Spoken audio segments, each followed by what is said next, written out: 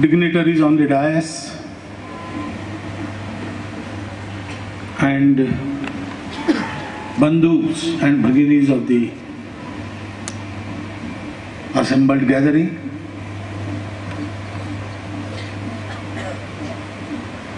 Actually, I am not equipped fully to speak about topics like Tantra, Veda, Adhyatma. But by virtue of positions, I have to speak about everything. But anyway,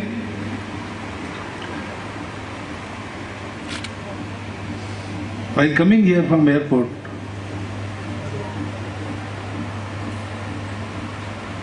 I was made known that the getting students for this Tanthra Vidya Peetha is a bit difficult task. And why is it so? One can understand, because nowadays there is a fashion to call everything that is old, everything that is indigenous, everything that is Swadeshi as obscure, not valid. I have learned the Subhashit. It is about new things. Purana mityeva na sadhu sarvam, na chapi kavyam navamityavadam. For old things, there is a fashion. All that is old is useless. But the further two lines of the Subhashitam, they are more important. The Subhashit says, Santah parikshanyatarat bhajante mudha parapratyaya niya buddhi. This is equally applicable to old things also.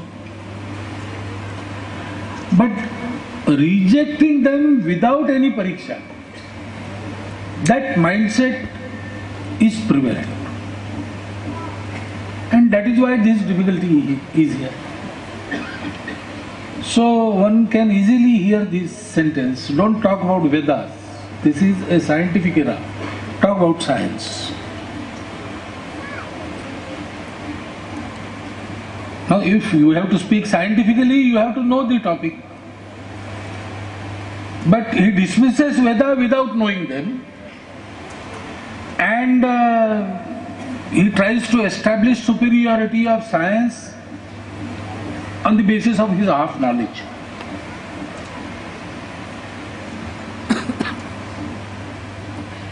Now, when I was doing my post-graduation, I saw an article. Article was written by a well-known physicist of America. Reader's Digest magazine completed its 75 years. And therefore they published a digest of Reader's Digest, a special issue, and therein I read that article. I forgot the name of the author, but it is a very honorable name in the field of science. And he says science has reached the minutest of the minutest particle. So atom was split, then the particles they found inside, they were also split, and now it has come to a stage, the minutest particle, in the very process of observing it, it gets disturbed, and so we cannot read it correctly. Whether it is a wave, whether it is a particle, all these things are affected by the observer also. So, on that frontier, we cannot step ahead. Our progress has stopped.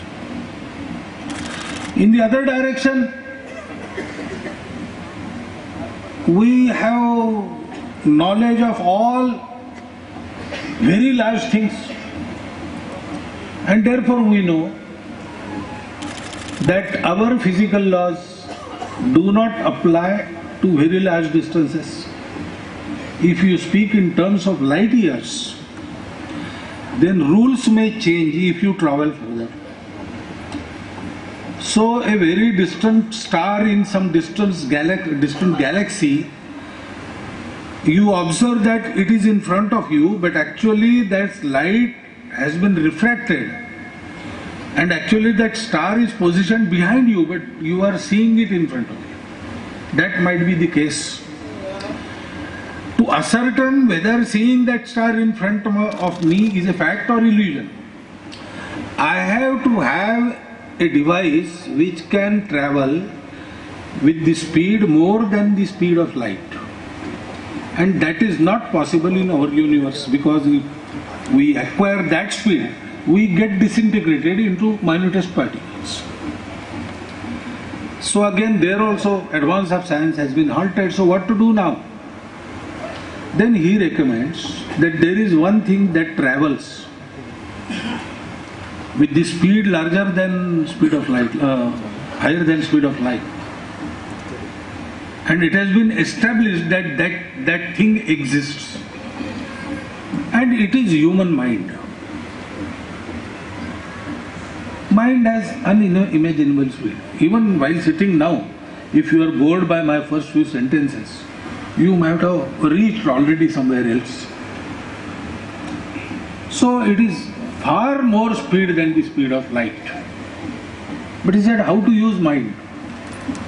We don't have much research in that field. Mind is not a material thing. How to handle it?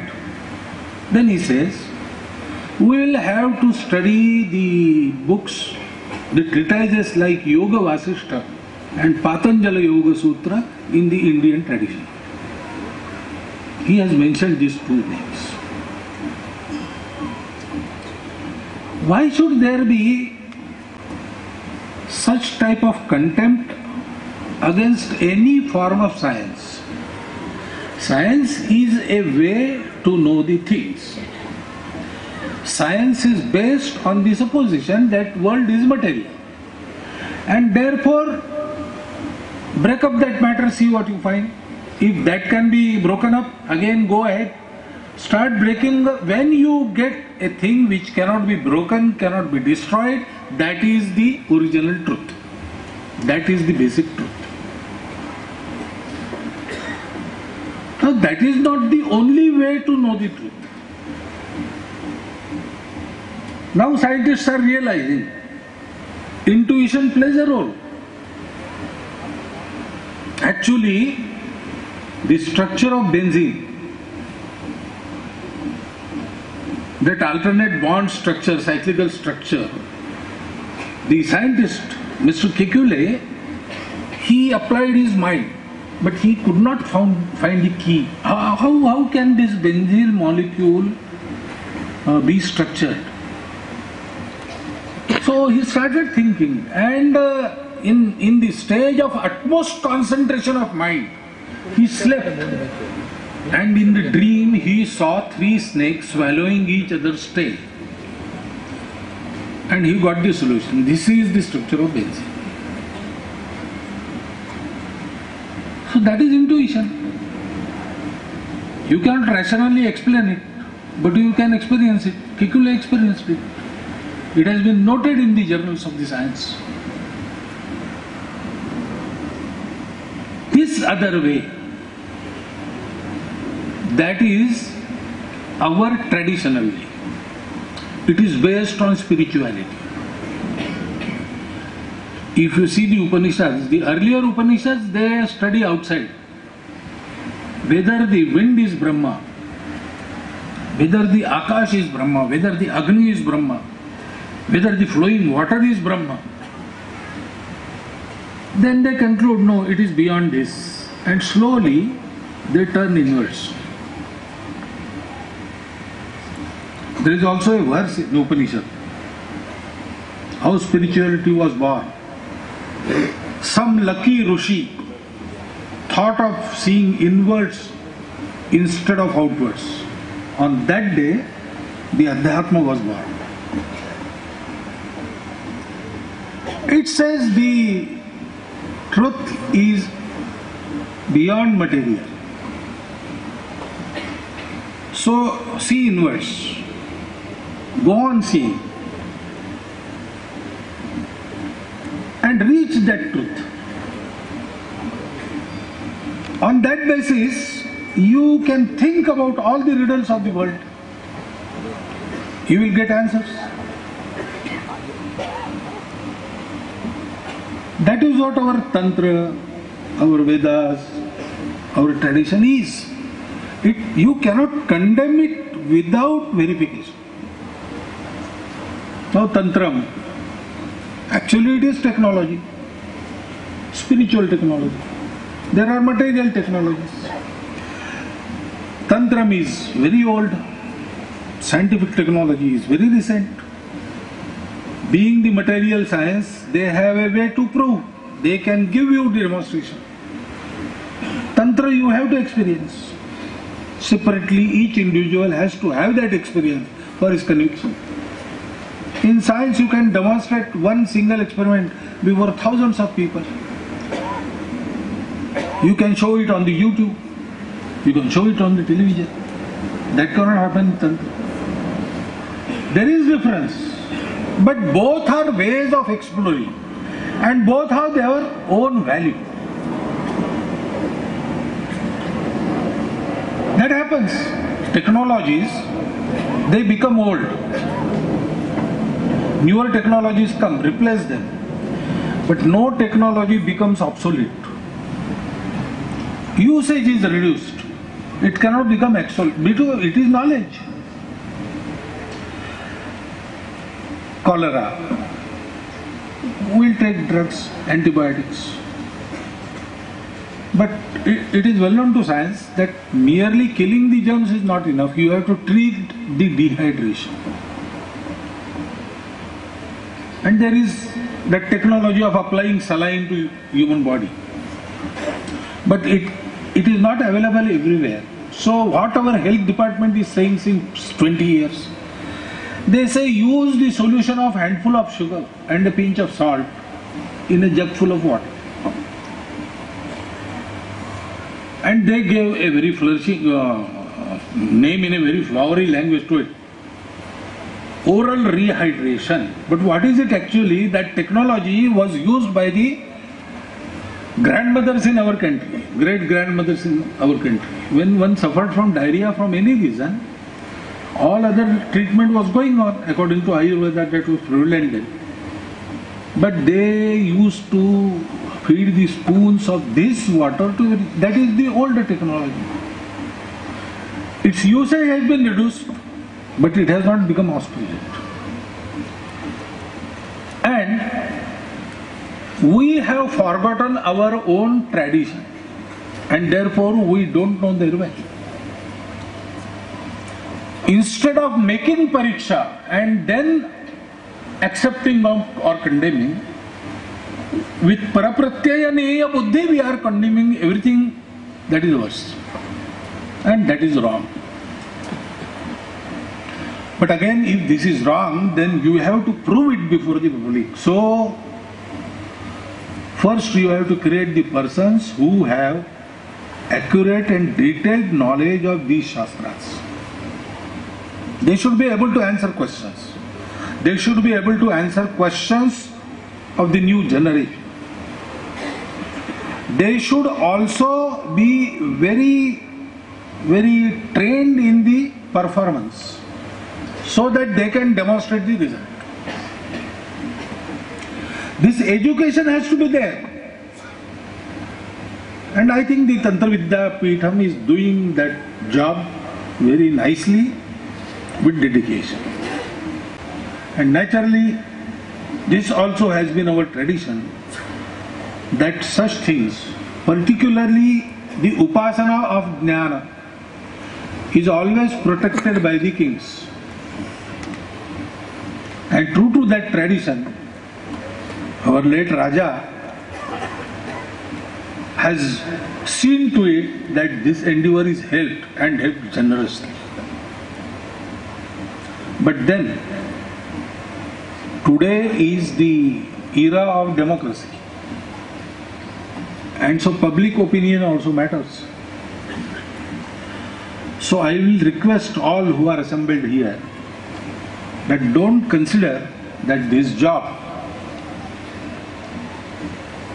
is assigned only to the Tanthra Vidya Peetha people and the Maharaja and the workers of the trust. This is our job, everybody's job. We have to show to the world how could we achieve? What is our capacity? This is our potential.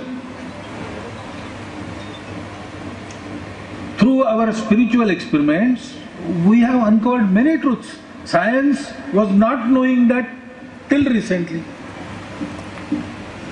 The Bodhayana Shulba Sutra is 900 before Pythagoras. That theorem is in Bodhayana Shulba Sutra. Prior to Pythagoras, 900 years. It has been documented in our Granthas. Prithvi makes the prediction of the sun. That was known to us before modern scientists. Copernicus. Where was this knowledge collected? It was in the Vedas. How? Where were their laboratories? No, that was a different manner of investigation. It did not need laboratories. It needs something else. That they have, that they had. Now if we want to prove that on this basis we could uncover many truths, we could give many medicines. There is no alternative till today. If you have jaundice, you have to go to Ayurveda. Cures are not there in allopathy. There are many things which allopathy can cure, which Ayurveda cannot or cures very slowly. That is also a science. On the material basis, a science is constructed. From the West it came to us. We must be well versed in that also. But now is the time, because the whole world is changing its approach. They have realized that we have to go beyond matter. Otherwise there is no answer to the problems world is facing. And therefore they are looking with hope to the spiritual tradition of this country, our land, our society, Bharat. So we must have scientists of that tradition. We must have students. It must be taught again.